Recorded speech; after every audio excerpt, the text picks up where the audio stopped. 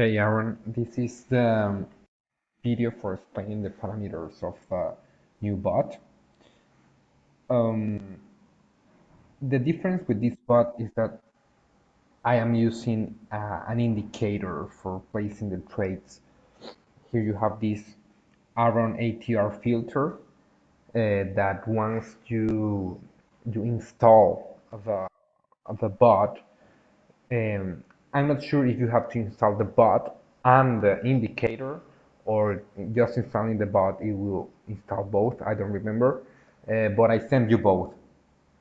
You can place it on a chart using this indicators, custom, Arron ATR filter, and I will put here the same parameters that I will put here. I will explain all of them, of course. For the moment, I will use 100 in the slow ATR periods, 3 on the fast ATR periods, and 3 on the multiplier filter. This doesn't matter, the ATR and MA type. Um, Okay, I put it on the chart, and let me just change a little bit the colors just for explain it better. Okay, so what what is this indicator doing? This green line, that's the slow ATR that you can that you can change here, is an indicator. Maybe you know the ATR. If you don't, you can Google it. It's a very well-known indicator from the 70s, created on the 70s. Uh, and it it tries to get the volatility of the market. Independently, it's bullish or bearish volatility. The ATR try to catch that volatility. Okay, so this green line is going to get, let's say, the normal volatility of the market. It's making its calculation over 100 periods, so you can get here a good sense of how many pips is the market moving by each bar. In this moment, you can see here that number right over here, that is about 1.43. That means that the market moves like 1.43 pips per bar. We are in a minute one chart here. So that's like the regular volatility of the market, okay? And this purple line, okay, is the fast ATR period, that here I have it in 3, okay? What this is trying to catch is the abnormal volatility of the market. If the green one is catching the normal, this is catching the abnormal volatility of the market. We use both of them to try to see where the market starts, to increase its velocity. That is the main thing we were trying to catch for months now. And it's simple. This is like a filter for this one. The green one is like a filter for the purple one.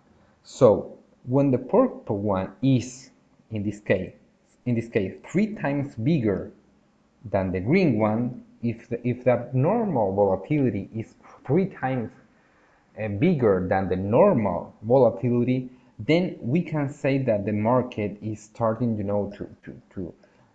to speed up things. Okay, so we want to go in. Of course, you can change also this. You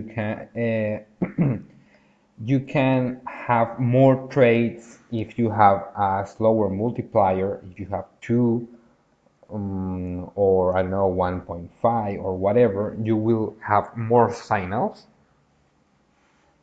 I think 2 or 3 is a good number, but now you are going to start to playing around with those numbers to see if you can find a good strategy. The fast ATR period is if you make it smaller, like 1 or 2 or 3, you will see bigger spikes here, okay?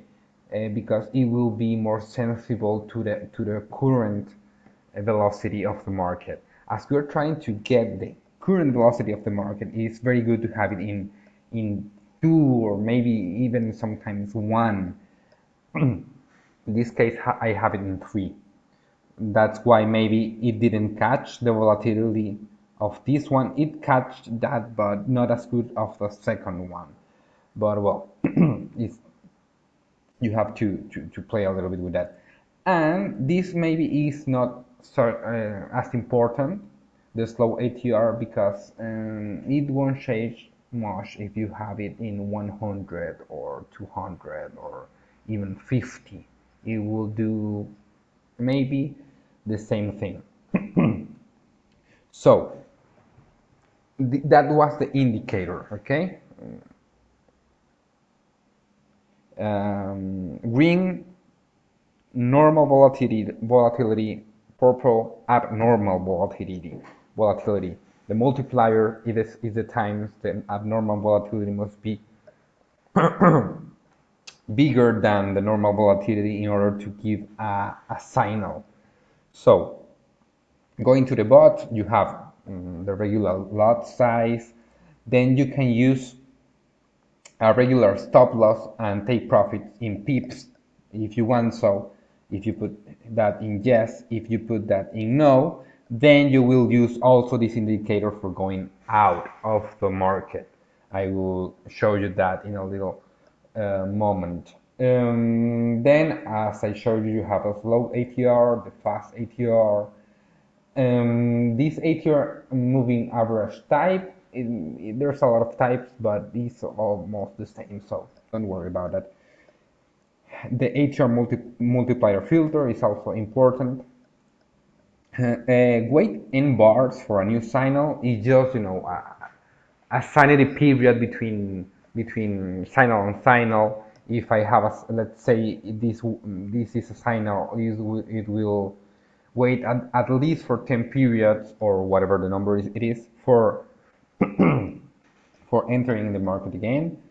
And this simple market execution, it was just a test I made. I was going to erase that, but I forgot to do it. So maybe you can forget about simple market execution and Fibonacci retracement level. So keep that in yes, and this doesn't matter really. The trailing stop switch is if you want to use a trailing stop and the number of pips of that trailing stop. That's just additional features you have there in case you want to use them. Okay, so seeing the bot, how it behaves, you can see here this very big green bullish candle, and at the middle it catch that movement we wanted. We are seeing that the abnormal volatility is at least 3 times. I think this was 3 times bigger than the normal volatility, so it went, of course, it bought because it caught this was a bullish candle. Okay, and when did it go went out of the market? Okay, if he had a stop loss take profit, of course it would place a take profit here, a stop loss there, and that's it. But also using that concept of speed or velocity of the market, the implementation I put in the bot is that when the abnormal volatility returns to normality, that means that the purple line touches again the green line, it will go out in the next, at the beginning of the next um, candle. Okay, so you will have increased velocity making the bot to buy and decreased velocity making the bot to sell. Okay, so that would be it. I really liked how, to be honest, my colleague helped me to came out with this indicator.